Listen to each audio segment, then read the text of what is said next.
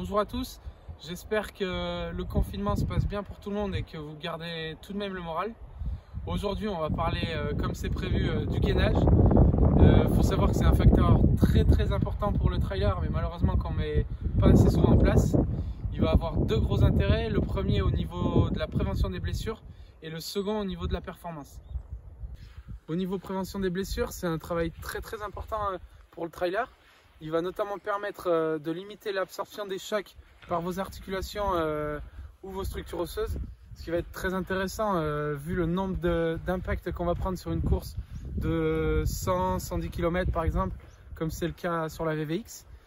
Et donc on va venir au travers du gainage renforcer des muscles profonds qui vont permettre une meilleure stabilité et de jouer un peu le rôle d'amortisseur et que ce ne soit pas tout le temps l'articulation qui reçoive les impacts.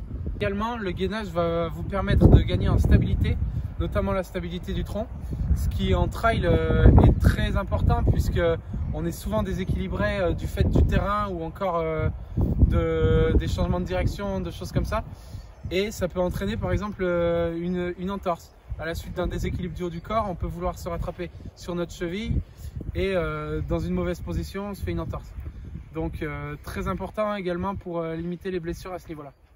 C'est aussi un travail qui peut être très intéressant pour gagner au niveau de vos performances, puisqu'il va permettre d'une part d'améliorer votre économie de course, puisque toute l'énergie que vous allez plus avoir à essayer de vous stabiliser par rapport à un changement de terrain, des choses comme ça, ça va se faire automatiquement et donc vous aurez de l'énergie disponible pour le reste de la course.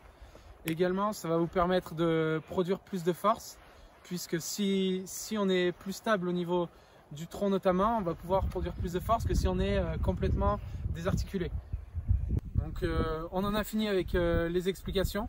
Maintenant, ce que je vous propose, c'est de réaliser une séance complète de gainage. Pour ça, vous avez besoin d'un tapis de sol ou bien d'une simple serviette. Et puis on va faire comme sur les autres séances, on va fonctionner sous forme de circuit training. Donc le circuit va être composé de 7 exercices. On va faire 30 secondes de travail, 15 secondes de récupération entre chaque exercice. Puis le circuit se fera entre 3 et 5 fois, suivant si vous débutez, si vous n'avez jamais réalisé de séance de gainage ou si vous en faites régulièrement. Pour le premier exercice, on va travailler sur les obliques. Donc pour ça, on va se mettre en appui sur une jambe et un coude.